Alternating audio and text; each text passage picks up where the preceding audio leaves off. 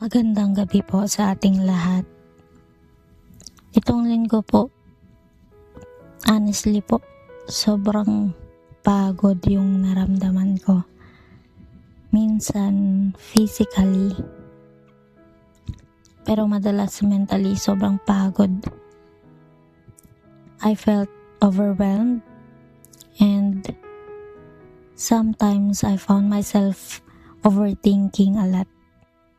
Maybe some of us can relate yung pagod na hindi mo maipaliwanag pero ramdam na ramdam mo. But in the middle of that, the Lord reminded me of His word. Buti na lang yung mga readings sa week na to, sobrang tama siya. Yung parang sobrang yun yung right word for the right moment.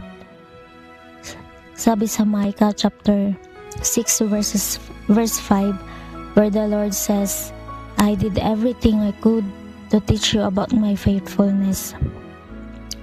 The Lord did everything for us. He showed His faithfulness fully, lalo na sa ating salvation. And sometimes mapapaisip ka na lang, di ba dumaan ka na ako sa ganitong pagsubok dati? And when you look back, you realize that God was with you all along. Siya yung umakay sa'yo. Siya yung nagdala sa'yo para malagpasan mo iyon. And the same faithful God is still walking with us today. Sa gabing ito, our scripture readings ask us two important questions. Ang mga verse or yung scripture po sa gabing ito ay from Psalm chapter 15 and Micah chapter 6 verses 1 to 8. Sabi sa Psalm 15:1, yung tanong doon, who may worship in your sanctuary, Lord? Who may dwell in your holy presence? And sa Micah chapter 6 verse 6, ang tanong naman, what can we bring to the Lord? These questions are not just about worship services or offerings. These are questions about our daily life. Kung paano tayo nabubuhay sa harap ng Diyos.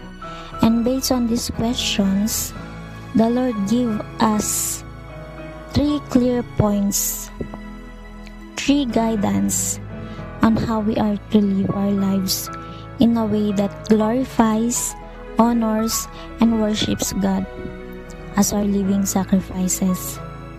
Una po, the Lord wants us to do what is right. Pero ano ba yung tama?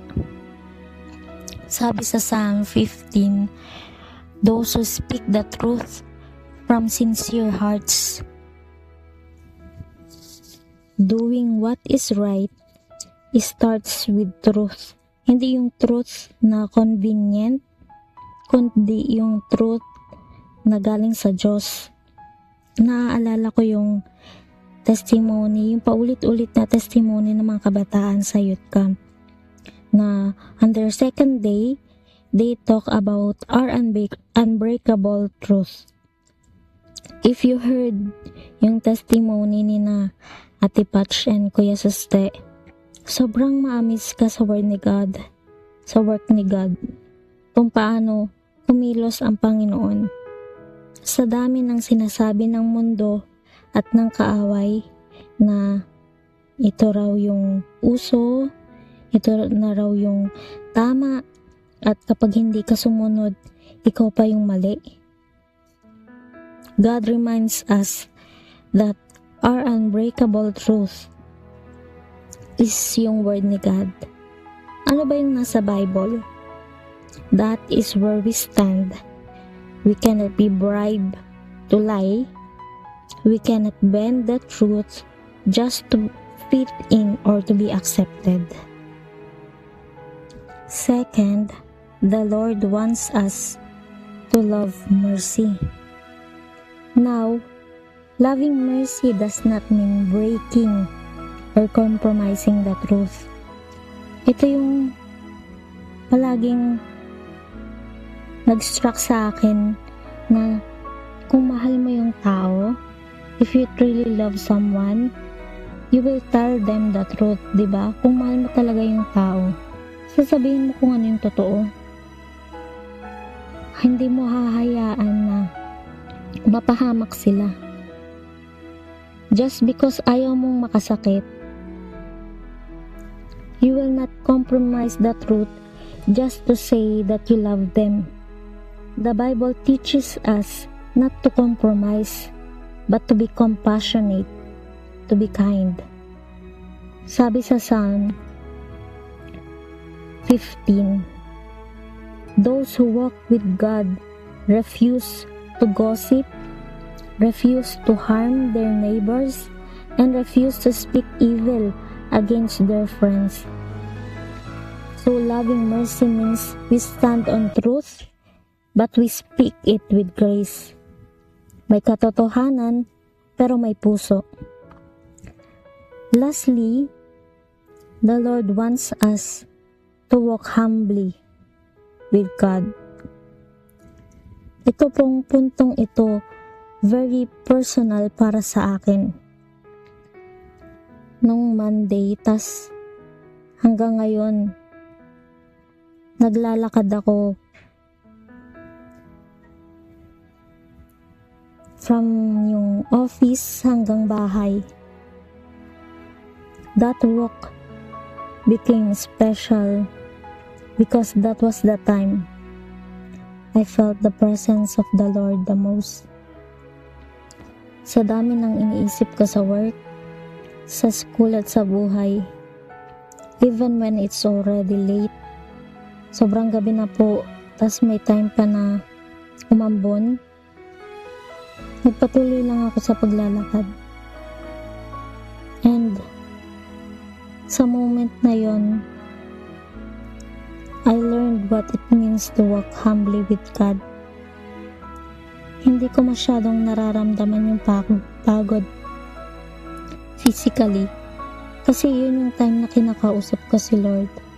Parang isang anak na nagsusumbong sa kanyang ama. Lahat ng agam-agam, lahat ng problema, lahat ng bigat. And I realized something. I will not be here without His love and grace. Hindi ako pwedeng magyabang kasi kay Lord ako nakadepend. I am here because our Father in heaven is faithful. I am saved because of Jesus Christ our Lord and Savior. And through the guidance ng Holy Spirit and through God's Word, yung Bible, we will stand firm forever. So, tonight, as we reflect sa mga scriptures from Psalm and Micah, may we remember what the Lord requires of us. Una, to do what is right. Pangalawa, to love mercy. And panghuli, to walk humbly with our God. This is the kind of life that honors Him. This is the worship He desires. Amen. Tayo po ay manalangin. Panginoon aming Ama, makapangyarihang Diyos na siyang lumalang ng langit at lupa, kami po ay lumalapit, Panginoon, sa iyo. Salamat, Ama, sa pinagkaloob mong araw sa bawat isa. Salamat, Panginoon, sa panibagong kakalakasan na binibigay mo sa amin, Panginoon, sa pag-iingat mo sa amin itong nagdaang linggo, Panginoon. Salamat, Ama, sa paggagabay mo sa amin. Kami, Panginoon, ay lumalapit sa iyo na merong pagod, madaming problema, daming iniisip. Kayo, Panginoon, ang siya naming kalakasan. Kayo yung nagbibigay ng lakas para sa amin, Panginoon. Umaakay para magpatuloy. Panginoon, salamat. Salamat dahil sa iyong habag, sa iyong biyaya, sa mga pagpapalang ipinagkakalob mo sa amin, Panginoon. Without you, Panginoon, wala kami dito. Wala kami ngayon dito. Father God, salamat sa mga salitang ipinagkalob mo, Panginoon, sa narinig naming mensahe. Naway, ang mensaheng aming napakinggan ay tumatak sa aming puso at isipan pang maipamuhay namin ito para sa iyong ikalwalhati, Panginoon, that may we live to glorify, to honor, to worship you, Panginoon, dahil kulang ang lahat ng ito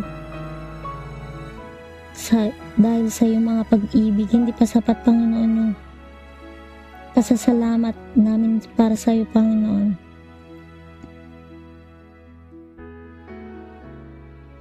May we do what is right. May we love mercy, Panginoon, and may we walk humbly with you, Panginoon. All glory, all honor is to you, Panginoon. This is all we ask and pray in the name of Jesus Christ, our Lord and Savior. Amen.